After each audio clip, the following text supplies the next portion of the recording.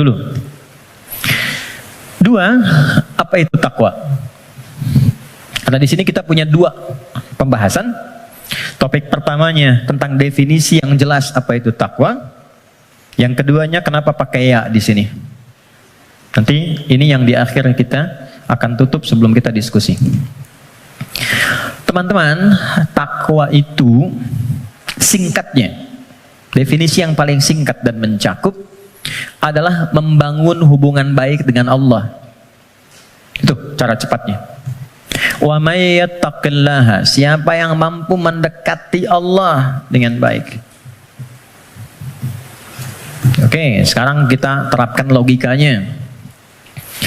Kalau kita punya persoalan, bukankah kita akan berkonsultasi kepada orang yang kita duga mampu menyelesaikan masalah kita? Ya kan? Bukankah kalau Anda punya masalah di handphone, Anda akan datang ke counter handphone? Bukankah kalau ada orang punya masalah di kendaraannya, dia akan datang ke bengkel yang sesuai dengan kendaraannya? Oke, artinya kita akan merujuk kepada objek itu ketika dipandang dia mampu menyelesaikan masalah yang kita hadirkan. Sekarang, pertanyaannya, siapa yang mampu menuntaskan dan maha memiliki solusi dari semua masalah yang ada di muka bumi? Bukankah Allah? Bukankah yang punya solusi Allah? Yang punya harta Allah? Yang punya ilmu Allah? Karena itulah kita sering minta kan? Ya Allah, ya Allah, ya Allah. Pertanyaannya, apakah setiap yang meminta itu punya hubungan baik dengan Allah? Anda punya masalah, lalu Anda ingin kontak teman, minta bantuan, tapi hubungan Anda nggak baik, dikontak nggak temannya? Tapi yang paling aneh, masih dikontak kan? Ya kan? Dan nggak berharap apa-apa gitu. Dan biasanya orang yang tak punya hubungan baik, walaupun dia mengontak, biasanya harapannya kosong. Mau dibantu nggak apa-apa, mau nggak dibantu nambah kesel. Kan nggak punya hubungan baik gitu kan? Oke, nah sekarang problemnya, apakah setiap orang yang minta kepada Allah itu, maaf, punya hubungan baik gak dengan Allah? Karena sifat Allah itu nggak mungkin diminta kecuali diberi. Nggak mungkin dimohon kecuali dikabul. Itu ada di Quran surah kedua ayat 186. Paling kiri sebelah bawah di mushaf standar. Wa idza sa'alaka 'ibadi 'anni fa inni qarib ujibu da'watad da'i idza da'an. Itu kalimatnya. Jika ada hambaku Muhammad SAW bertanya kepadamu, berkonsultasi untuk mendekat kepadaku, ingin datang kepada Allah. Biasanya kalau motif hamba datang kepada Allah itu biasanya dua. Satu pengen minta sesuatu, yang kedua mau bertobat. Umumnya begitu. Umumnya. Nah, sebelum datang Allah sudah memahami karena Maha tahu sifatnya. Maka Allah jawab, ujibu da'watad da'i idza da'an. Katakan padanya, nggak usah lelah, aku sudah memahami sebelum dia datang. Wah, itu secara psikologis hebat sekali. Kalau Anda bertanya, Mas Dimas, mana ustadznya? Kok jam 10 belum datang? Iya nih, kayaknya nggak jelas ustadznya datang apa enggak. Dengan jawaban kedua, ustadz sudah dekat, sebentar lagi tiba. Mana yang menenangkan, jawaban pertama atau kedua? Kedua. Maka Allah mengatakan, sebelum engkau tanya, katakan Muhammad pada mereka SAW, aku dekat. Setelah itu apa? Aku akan kabulkan apapun yang hambaku minta, sepanjang itu maslahat untuknya. Jadi setiap permohonan itu dikabul, dan jawabannya menggunakan ya. Lalu kembali kepada saya jadi ujibu, aku akan jawab kapanpun itu yang sesuai dengan kebutuhan dia. Ya, karena sifat doa itu gini, sifat doa itu mengabulkan apa yang dibutuhkan, bukan memberikan apa yang dimintakan. Karena Allah itu Maha Pengasih, nggak mungkin Allah ngasih kepada sesuatu yang membahayakan. Ya, kadang kalau memang betul itu maslahat buat Anda, minta, Anda butuh, diberi seketika. Tapi kalau sekarang Anda belum siap, mungkin diberikannya 2 tahun, 3 tahun, 4 tahun. Nabi itu minta kiblatnya pindah dari Masjidil Aqsa ke Ka'bah. Kapan dikabulkannya? Setahun 8 bulan. Bayangkan seorang Nabi, Rasul, manusia terbaik, minta sama Allah, nggak langsung dikabul. Setahun 8 bulan baru dikabulkan. Kenapa? Bukan nabinya, umatnya belum siap. Ya, begitu pindah, dapat komen dari kalangan Yahudi yang ada pada saat itu di Madinah, langsung dislike, share, viral. Nggak ada yang subscribe satupun. Yang ada nanti malah konflik. Jadi begitu sudah siap, sudah paham dengan esensi sholat, sudah mengenal Allah lebih dekat, baru dikabulkan. Kadang-kadang, maaf ya teman-teman, apa yang sekarang kita dapatkan, boleh jadi itu doa sekian bulan, atau bahkan tahun yang pernah dimohonkan dulu.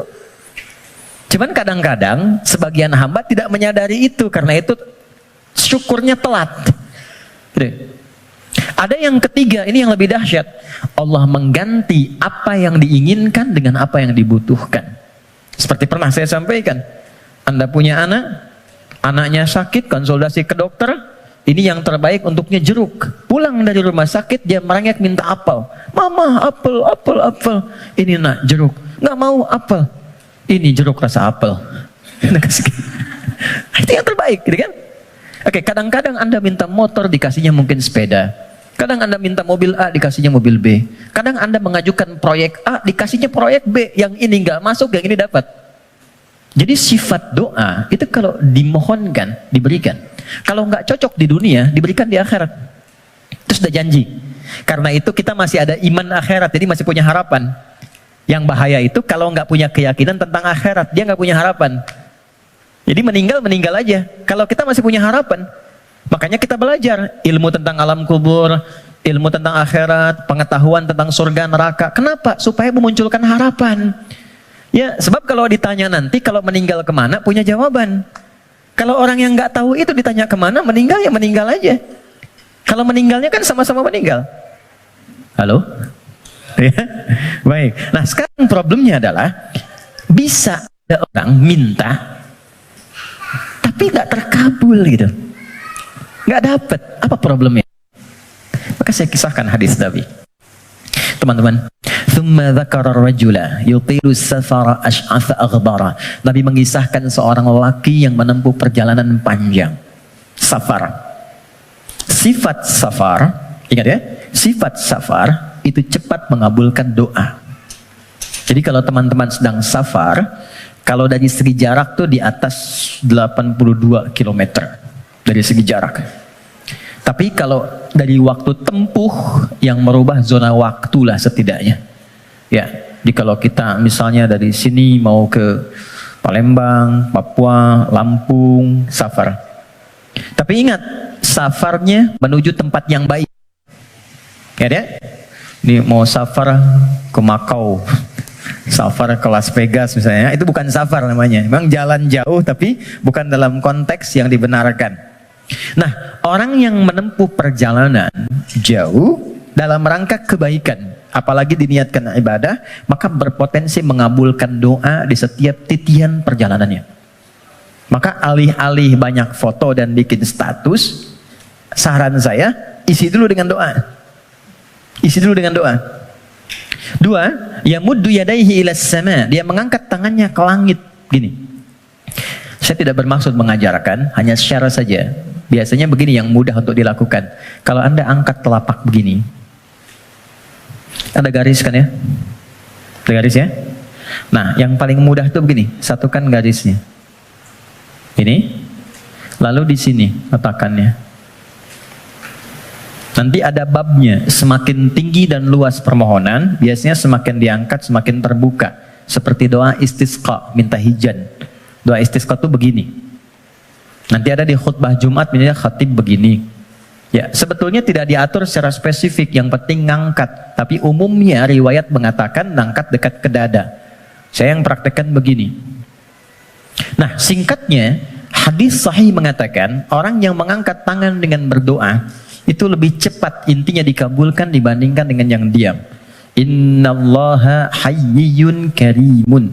Allah itu maha mulia dan sangat merasa malu kalau seorang hamba mengangkat tangannya tidak dikabulkan doanya. Itu jawaban dari Nabi kepada seorang sahabat yang bertanya, ya Rasulullah, kalau ada seorang hamba mengangkat tangan dan memohon kepada Allah, apakah dikabulkan? Kata Nabi, bagaimana menurutmu jika ada temanmu minta kepadamu sambil menengadahkan tangannya begini?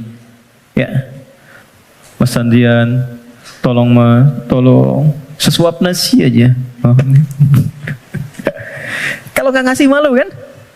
Maka kata Nabi, Allah lebih malu karena sifat rahimnya, lebih malu kalau hambanya mengangkat tangannya lalu dia tidak memberinya. 2. 3, ini kunci cepat. Fayaqulu ya Rabb, ya Rabb. Lalu dia bermohon dengan al-asma'ul husna. Cara ketiga, kalau doa ingin cepat dikabulkan, mulai dengan al-asma'ul husna. Enggak perlu semuanya. Pilih satu nama yang sesuai dengan permohonan yang kita ajukan. Contoh, Allah punya berapa nama? Ya, yang dihitung 99. Itu yang disebut dengan Al-Asma'ul Husna. Quran surah ke-17 ayat 110. Ulidu'allaha. Kalau engkau punya persoalan, kata Allah, sebut namaku minta. Awid'ur Rahman. Sebut namaku sang pemberi tanpa batas. Maha kasih yang luas. Ayyamma tad'u, tapi kalau engkau ingin spesifik, falahul asmaul husna, pilih satu nama yang sesuai dengan kebutuhanmu. Contoh, Anda minta untuk dilapangkan rezeki. Sebut ya Allah, Allahnya dulu. Allah. Ya Razzaq. Ya Allah, ya Razzaq. Ya Allah sang pemberi rezeki.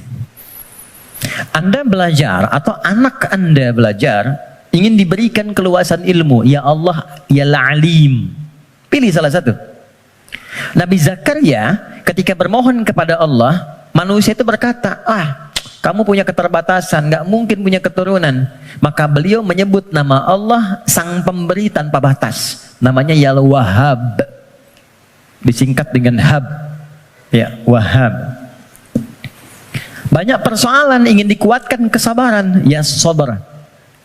Ya, jadi kalau Anda mau minta, nggak harus semua disebut. Nanti yang nggak ada, jadi ada. Ya Allah, ya Razzaq, ya Alim, ya Sabar. Tadinya nggak punya masalah, Anda malah punya masalah, gitu kan? Oke. Dia menyebut ketiganya. Jadi dia mengatakan, ya Rabb, nama puncak untuk pemberian dengan sifat rububiyah. Dia Safar, dan orang ini mengangkat tangan. Apa kata Nabi? Anna yustajabu lidzalik. Ini susah doanya dijawab. Gimana bisa terjawab? Ternyata dia dalam keadaan sedang punya hubungan yang tidak baik dengan Allah. Kata Nabi, mat'amu haramun. Makanan dia sumbernya dari yang haram. Mashrabu haramun. Minumnya yang haram. Malbasu haramun. Pakaiannya dari yang haram. Wa ghudhiya biharamin, dan perangkat hidupnya haram. Saya pegang gelas dari tadi, saya ingin tunjukkan begini. Ini gelas masih terbuka, gini, teman-teman. Saya bisa masukkan apapun, spidol, pena, even itu air, dan yang lainnya. Tapi kalau mulai itu tersekat begini, apa yang bisa dimasukkan? Kalau sekatnya masih tipis, mungkin masih bisa ditembus. Sepanjang tajam permohonan, air mata keluar, bermohon dengan lembut dan lirih, masih bisa tembus. Tapi kalau yang menutupnya semakin tebal dan kuat, bagaimana bisa tembus? Maksiat yang membuat kita terhubung, buruk, jelek sinyalnya, koneksinya bahkan terputus dengan Allah, itu yang menjadikan sekat-sekat yang menghambat cawan hati kita untuk menerima pengabulan doa dari Allah Subhanahu wa Ta'ala. Maka tadi saya katakan di awal, bagaimana ada orang punya hubungan yang kurang baik dengan Allah, saat yang bersamaan dia berani meminta. Bersyukurnya Allah punya sifat Rahman dan Rahim yang masih menampung permintaannya dan mengabulkan. Cuman hamba itu yang harus membuka sekatnya dulu supaya pengabulan itu bisa masuk ke dalam dirinya. Jadi sifat Rahman Allah menjadikan doanya tetap dikabul. Cuman mental. Itu maksudnya. Ya Allah Maha Adil, tetap memenuhi janji, diminta diberikan, cuman terpental. Karena apa? Sekatnya belum dibuka.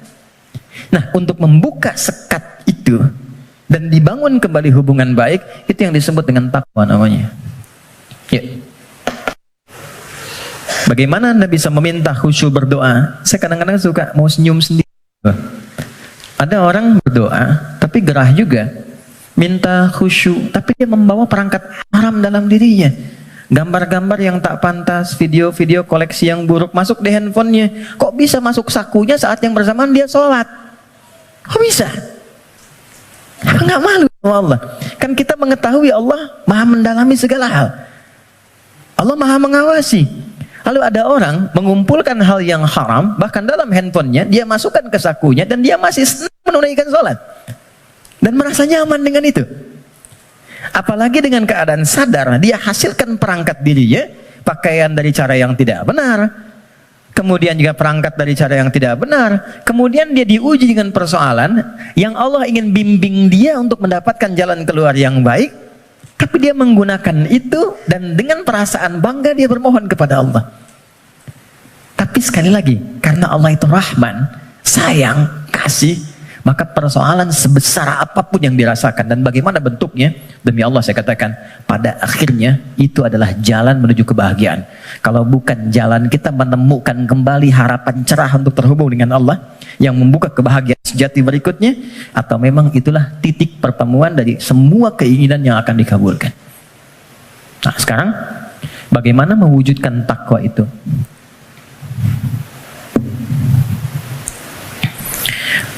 Teman-teman, halo, kenapa serius begitu? Tenang ya, tenang. Nah, baik. Sekat ini terhambat karena ada penyebab. Penyebabnya yang paling pokok nafsu. Nafsu. Nanti itu yang diprovokasi oleh setan untuk mengeluarkan bisikan-bisikan yang buruk. Nafsu itu setidaknya disebutkan dalam Al-Quran kurang lebih sebanyak 115 kali. 115 kali. Oke. Nah, jadi kita harus mencari kata takwa dalam Quran yang disandingkan dengan nafsu. Kata takwa itu dengan semua derivasinya disebutkan dalam Al-Quran 240 kali. Dan yang bersanding dengan nafsu itu 115 kali. Masya Allah. Tadi masih ingat? Siapa yang menggerakkan nafsu manusia untuk berbuat keburukan? Setan kan? Setan disebutkan 88 kali dalam Al-Quran. Saya ulang. Siapa yang menggerakkan nafsu manusia untuk berbuat keburukan? Kok begitu sekali melihatnya? Setan disebutkan sebanyak 88 kali dalam Al-Quran. Saat yang bersamaan, kita pun diberikan oleh Allah itu perangkat takwa, lawan dari nafsu. Quran surah 91 ayat 7 sampai 10. Wa nafsin wa ma sawwaha fa alhamaha fujuraha wa taqwaha. Yang fujur itu nama lain dari nafsu. Takwa itu bagian ya tertentu dari tubuh kita sebagai gambaran nilai kebaikan. Nah, yang mensupport takwa itu malaikat. Pernah nggak merasakan begini? Ketika azan berkumandang, Allahu Akbar, cepat sudah azan, siap-siap. Pernah merasakan itu? Nah, itu yang bisikan malaikat. Pernah nggak ada bisikan begini? Ketika misalnya melakukan satu perbuatan atau terfikir untuk berbuat yang tidak benar, ingin berdusta pada pasangan, hati kecilnya mengatakan jangan lakukan, itu nggak benar. Pernah ada begitu? Itu bisikan malaikat. Teman-teman, malaikat disebutkan dalam Al-Quran sebanyak 88 kali.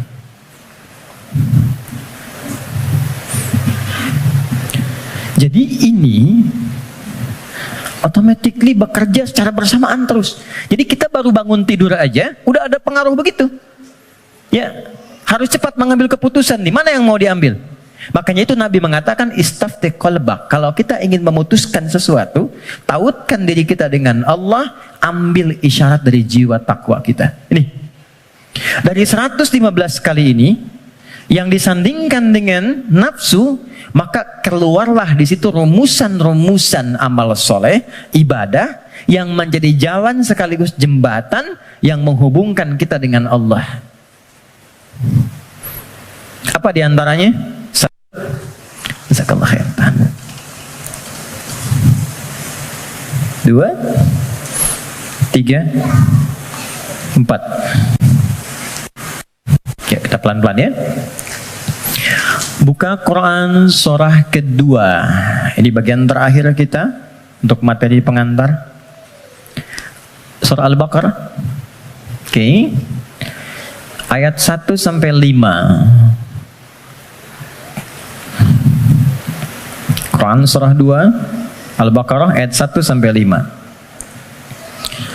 Ayat 1-nya pembuka, ayat 2 sampai 4 itu jembatan takwanya, ayat 5 adalah ending kebahagiaannya. Oke.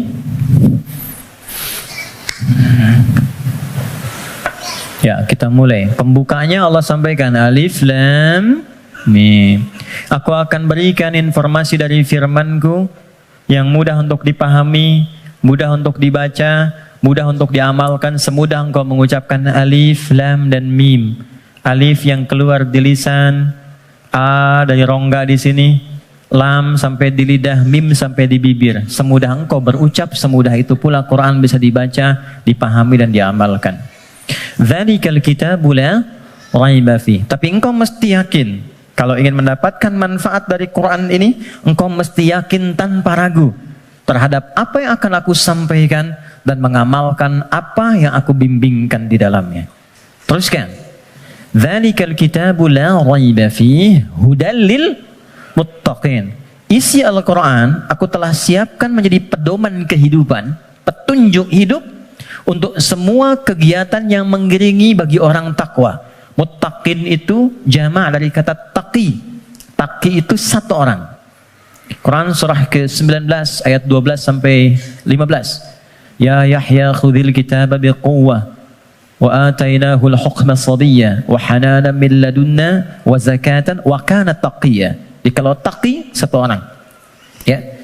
Misalnya Mas Doni punya anak Hamzah yang bertakwa, satu orang. Diberi nama Hamzah At-Taqi. Hamzah aku harapkan jadi insan yang bertakwa, misal. Kalau banyakan itu berubah namanya menjadi muttaqin. Kalau menjadi objek muttaqin jadi subjek muttaqun. Kata Allah, aku telah siapkan isi Quran sebagai pedoman berkehidupan. Objeknya siapa? Untuk hamba-hambaku yang mencoba meningkatkan takwa. Apa jembatan amalan untuk mewujudkan sifat takwa itu, menjadi orang takwa itu? Teruskan ayatnya. Nah, ini poinnya. Ayat 3. Alladzina yu'minuna bil ghaib wa yuqimunas shalah. Oke, satu. Teman-teman lihat baik-baik, disebutkan dengan kata alladzina. Saya pernah sampaikan di banyak pertemuan. Alladzina disebutkan sebanyak 1080 kali dalam Al-Quran. Dan menunjuk pada semua objek tanpa batas, siapapun. Bedanya dengan man, kalau man itu sifatnya personal tapi terbuka. Kalau alladzina sifatnya komunal dan terbuka kepada semua langsung tanpa kecuali. Seakan Allah ingin mengatakan, hei, kalian ingin jadi orang takwa, aku buka kepada siapapun. Aku tidak batasi untuk si fulan. Takwa itu bukan definisi untuk ustaz saja, untuk kiai, habib semata, tidak. Siapapun. Ya, Anda mau profesi A, profesi B, sepanjang Anda manusia, Anda bisa menjadi kalangan orang takwa. Saking kasihnya Allah, semua diberi kesempatan yang sama, tanpa beda. Syarat pertama, kata Allah, alladzina yu'minuna bil ghaib. Orang takwa itu cirinya, dia berusaha meningkatkan imannya. Kalau di terjemahan teman-teman lihat, beriman kan? Tapi kalau kita lihat dari karakter gramatikal bahasa Arabnya, pakai ya di situ bentuknya jama'un, yu'minun, ya itu bentuknya kalau kita tarik ke dalam bahasa Inggris misalnya bentuk present, continuous, and future, ada progresif, kontinuitas. Jadi kalau kita menemukan satu kata ada ya-nya, artinya di situ ada usaha terus meningkatkan sampai kapanpun. Alladzina yu'minuna, orang takwa itu dia bukan sekedar beriman. Kalau sekedar beriman, baru beriman amanu namanya. Amanu itu baru beriman. Oke? Tapi kalau dia mau menerus meningkatkan imannya supaya lebih kuat, maka berubah katanya dari amanu menjadi yu'minun. Satu, diniatkan untuk meningkatkan iman.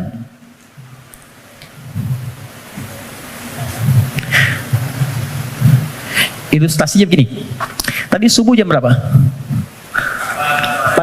4 lewat berapa?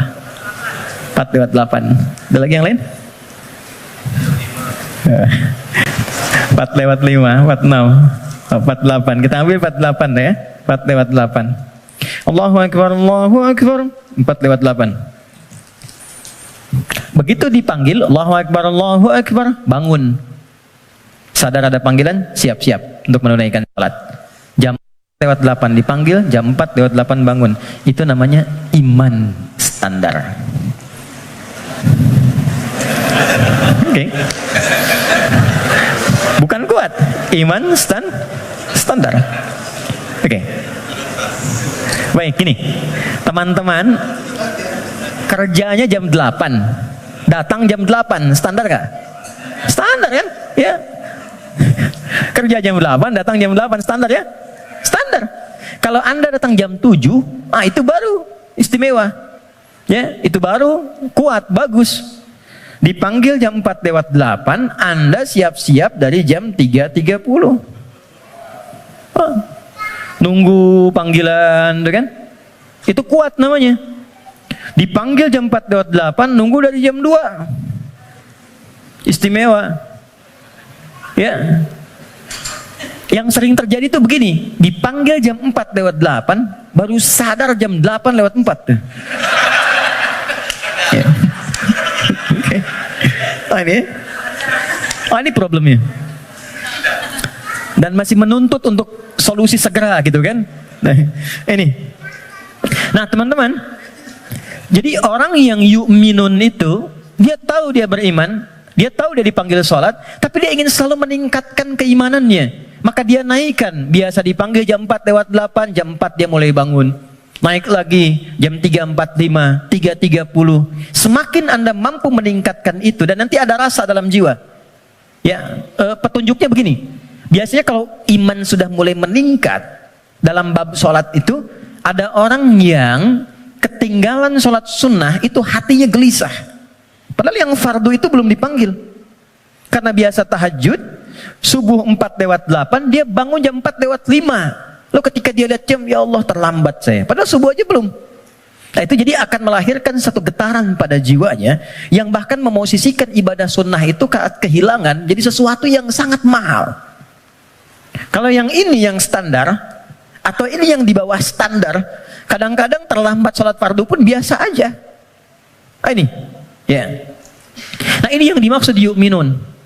Jadi kalau ingin menjadi manusia takwa, yang dimudahkan segala persoalan kehidupannya, ini kan eksklusif, VVIP, nggak semuanya orang bisa. Hal yang pertama dilakukan adalah niatkan untuk meningkatkan iman dulu. Naikkan imannya. Jalannya bagaimana? Amalannya langsung. Cara meningkatkan iman itu satu, wa yuqimunas shalah. Perhatikan tulisannya teman-teman di situ. Ya, biarkan saya saja supaya antum fokus untuk melihat, ya, dan bisa maksimal untuk mengamalkan. Biarkan saya mengembalikan pada fitrah diri saya. Datang sendiri, rangkan sendiri, menulis sendiri, dan menghapus sendiri. Ya.